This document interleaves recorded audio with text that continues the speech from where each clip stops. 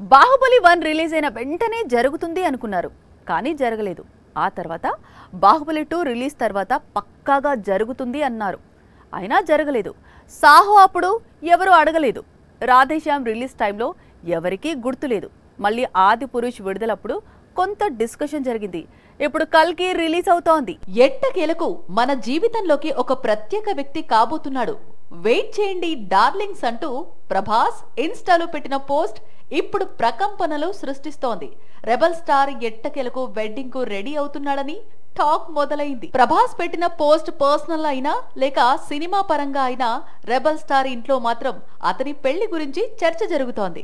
దసరా పండుగల్లోపే ప్రభాస్ కు పెళ్లి సంబంధం చూసి ఆ తర్వాత మంచి ముహూర్తం చూసి రెబల్ ను ఓ ఇంటివాడిని చెయ్యాలని ఇంట్లో వాళ్ళు బలంగా ఫిక్స్ అయ్యారట.